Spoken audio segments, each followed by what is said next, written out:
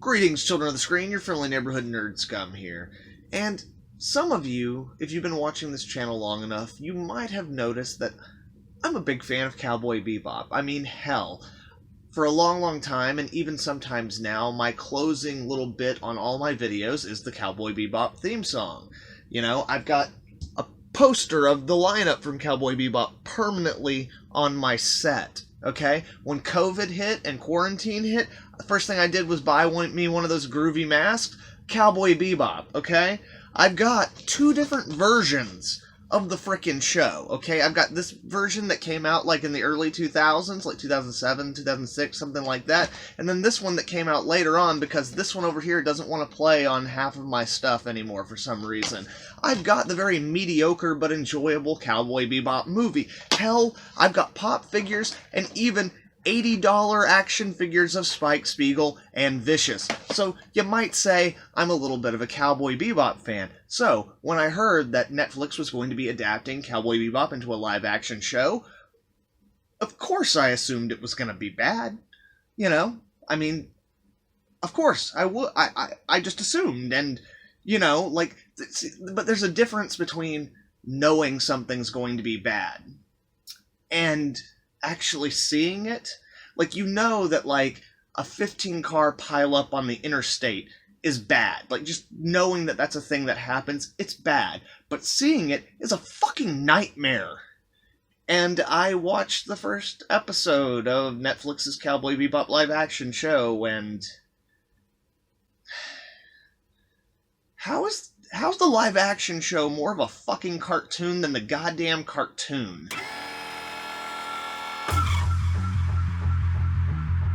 Now, as I said, I've only watched the first episode because after one episode, I couldn't take anymore. Eventually, I will go back and watch the remaining episodes, and then I think I'll have, like, a better kind of understanding of what the show is going for, and I can make a more accurate appraisal of the show in its entirety.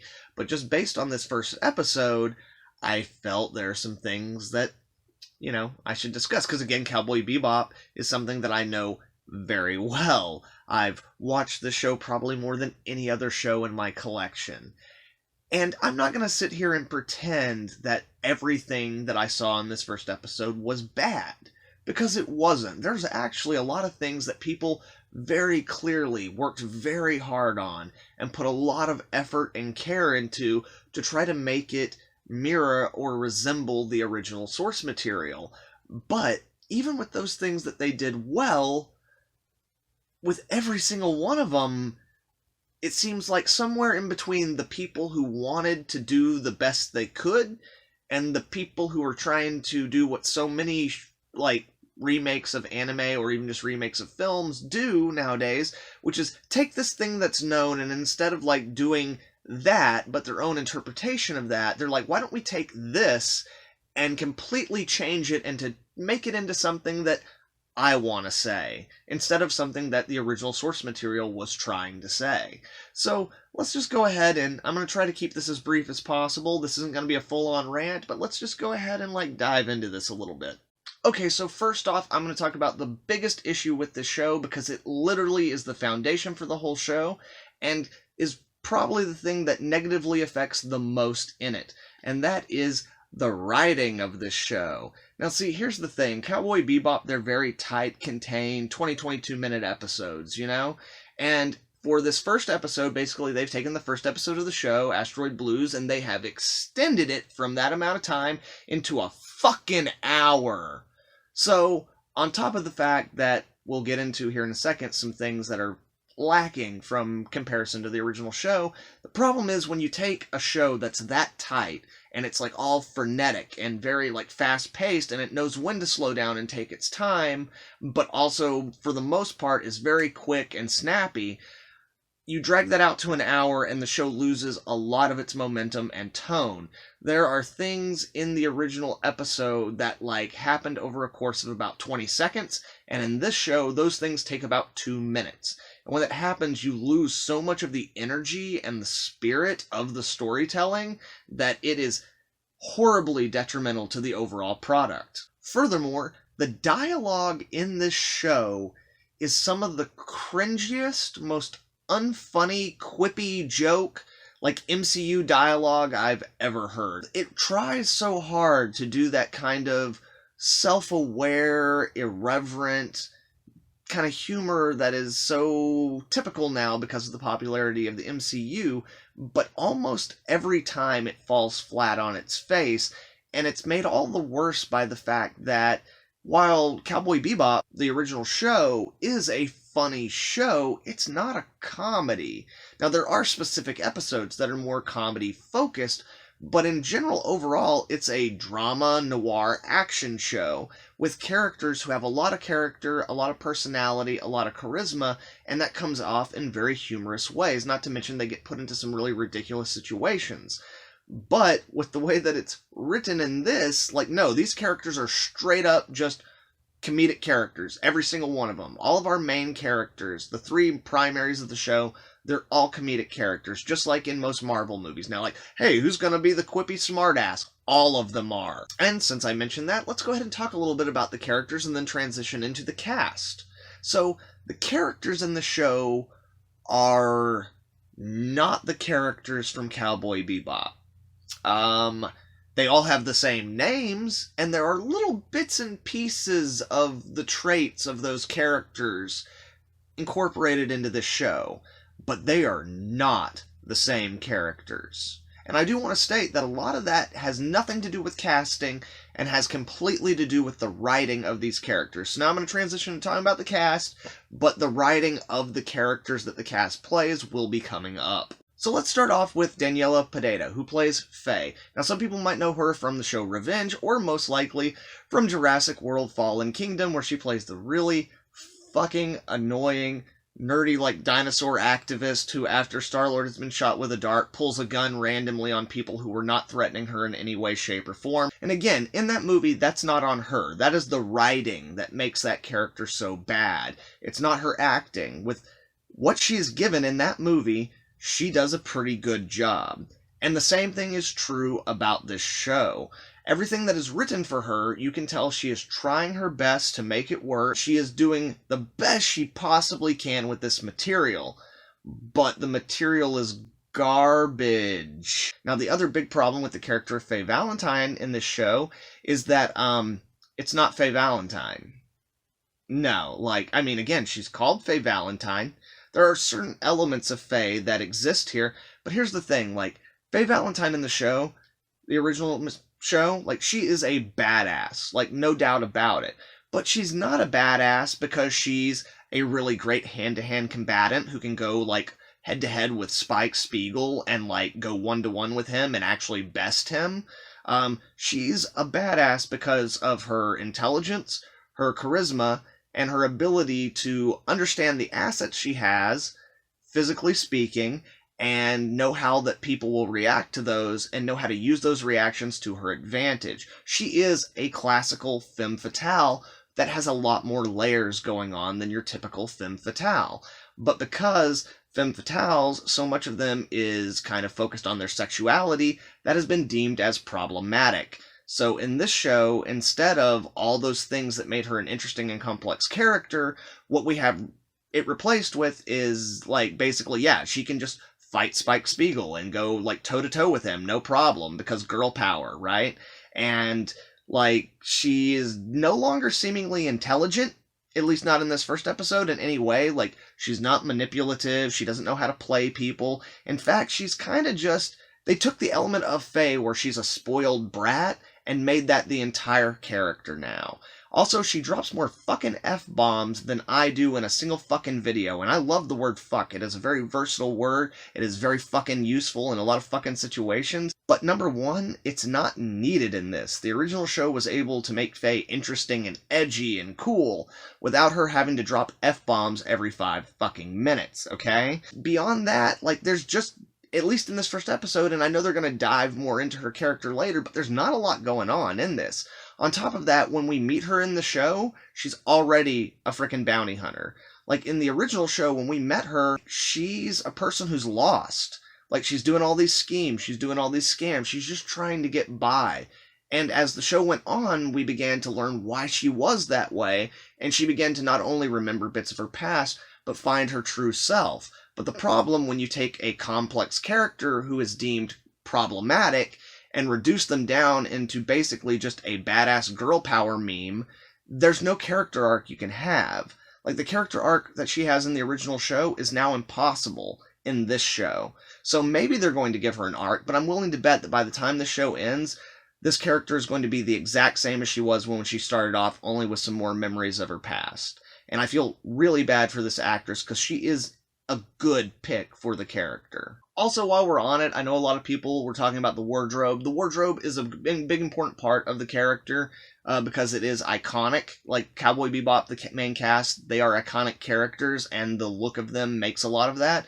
But I will say that within the show, I don't actually hate her outfit. I understand the changes that they made, but I mean, she's still wearing short shorts and stockings, and a lot of the aspects of her outfit are very, very similar. And honestly, for me, the only thing missing from them is her shorts being yellow. Like, literally this exact same outfit, make her shorts yellow, so she looks iconic in the way that the original character did, and I got no problem with it. Like, I don't give a crap about the people who are like, oh, they had to, like, tone it down because she's not allowed to be sexy. I've seen clips of later on the red dress she wears. There are moments in the show that she's allowed to be sexy, which also makes it weird that they tone down the sexiness of the femme fatale aspect of her character, but that's not the point. The point is a lot of people are bitching because, oh, her outfit's not sexy, and that's not the problem. The problem is it's no longer iconic. It just looks like an outfit that a person wears. Alright, so moving on to Jet, played by Mustafar Shakri, which I know I just butchered that name, and I apologize for that. So yeah, he plays Jet in the show, and again, he's actually a pretty good pick for this character. People might remember that in the show Luke Cage, he played Bushmaster and was one of the best things in that show, man. Like, he was great in it. And overall, he's a great actor. And again, people were freaking out because they cast a black guy to play Jet Black. I don't really give a shit as long as he can play the character. And the truth of the matter is, he can. Like, he does a really good job of playing Jet Black when Jet Black is written like Jet Black. Yeah. He even has a really good Jet Black voice that he puts on for this, and again, it works really well. I can see a version of an alternate universe where he is given a role that actually feels like the character, and he does a really good job. But in this, again, they decided to make so many changes to it that, like, he no longer feels like Jet Black. Like, Jet Black is a character in the original show who, yes, he's highly skilled. He used to be a cop. He is a little bit gruff, but he's also a big teddy bear of a dude. And his humor usually comes from a place of earnestness. He's not quipping. He's not making jokes.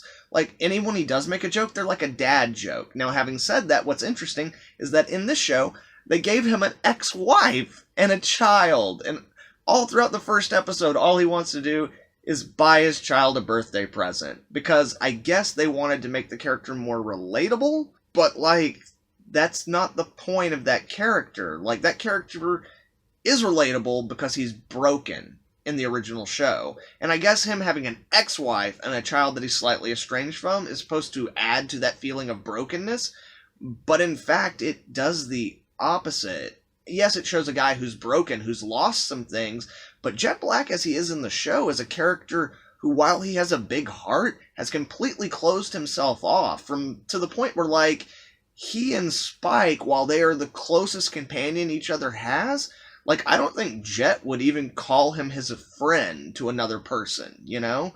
Like, Jet has closed himself off emotionally, and everything that we see come out of him is kind of subconscious. It's just him reacting because he is emotionally invested in the people around him.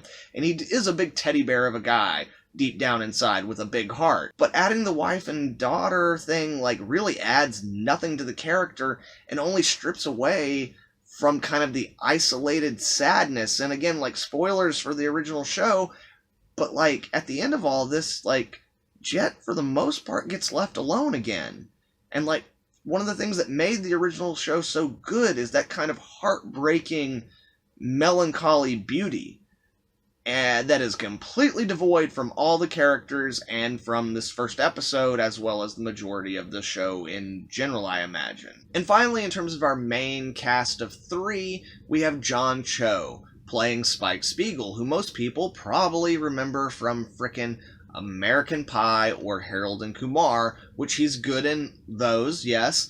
But for me, he's Sulu, and he's a badass Sulu. I love his Sulu. He is, even in Star Trek Into Darkness, a movie that I really do not like, the stuff with Sulu in that movie is fucking baller. And John Cho, he's a great actor who really does not get the credit that he deserves. And not only is the character he's playing in this not feel like Spike Spiegel, but I think he's the only one out of the main three who was horribly miscast. Because John Cho is a cool guy, and he's a cool actor, but when you combine the fact of how different his version of cool is from Spike Spiegel cool, combined with the writing of this version of Spike Spiegel, what you end up with is not, like Spike Spiegel, a character who is just inherently cool. He's not trying to be cool, he just is.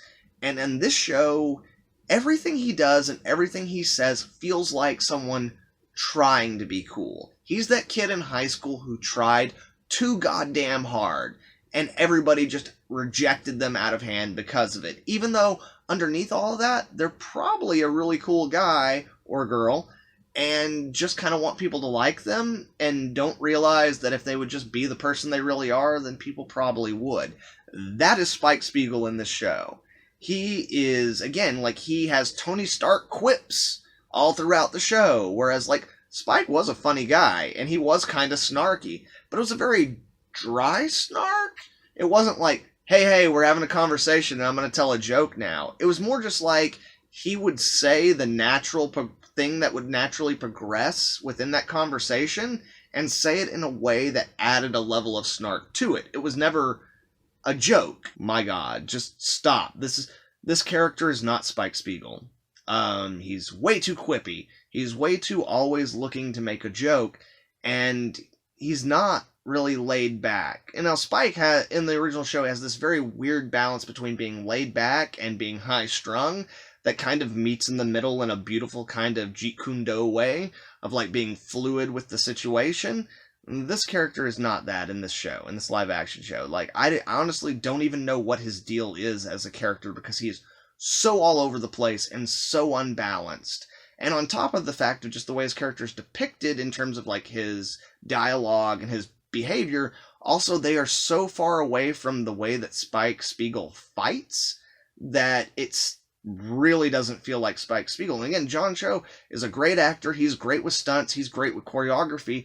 And I wouldn't even say that he's bad in these fight scenes that he does, and God help him, like, the dude hurt his back making this show, like, trying to do as much as he could himself, and I give the dude props for that, but Spike is so fluid in his fighting style, and this show tries to be really gritty and frenetic and, like, vicious with its fighting style. Mix that also with, like, weird Jackie Chan, like, combos and stuff, and it just doesn't work, and at the end of the day, it does not feel like Spike Spiegel. I will say that the outfit they got him in looks good. He looks good in it. If they would just fix his fucking hair, which I think I've seen in promotional images from later in the show they do, then that part would be great. But again, I feel like he was miscast for the show, and I also feel that the writing doesn't do him any favors, because all of it just works against it to once again create a character that doesn't feel like Spike Spiegel, the character that we know and love. It just doesn't.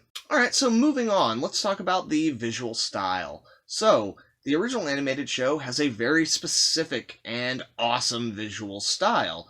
You know, it is this interesting mix of kind of like bright and overcolored, crazy kind of anime stuff with this very like grounded, dark, and gritty, very lived-in Western meets noir style.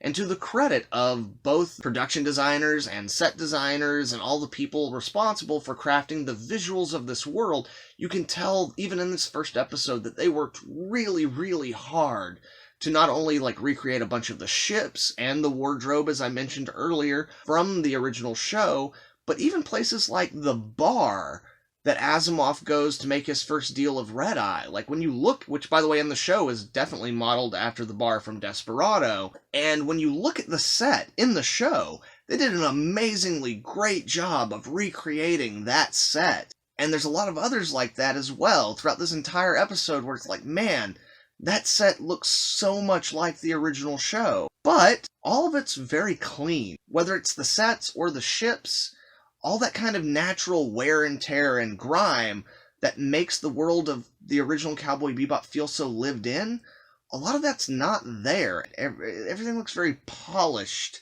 Everything looks a little bit too clean.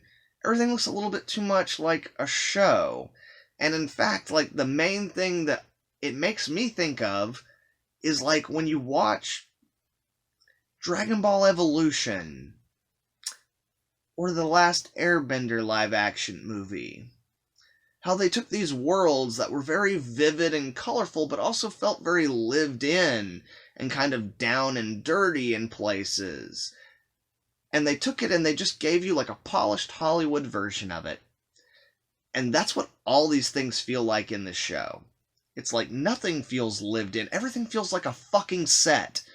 Every set they're on. It doesn't feel like a real environment. It feels like a fucking set for a cheap-ass TV show that some poor bastard took the time and energy to craft it as much like the original as they could, but they had to fit the aesthetic of this show. So they had to shoehorn this thing into this thing, and they just, no matter what you do, they just don't fucking fit, you know? And even with, like, the cinematography, like, there's some very beautiful shots in the show, but for some reason the lighting that they're using and the angles make the world feel false. It makes it feel like a facade. And so even though, like, some of the choreography is shot pretty good, some of the establishing shots should be really beautiful, as I was saying, there's just always something that's off, something that's missing.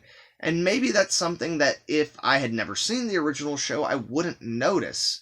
But as a filmmaker, I would notice it, because it doesn't feel like a real world that these people live in. I don't know how else to say it, but it feels like a fucking set.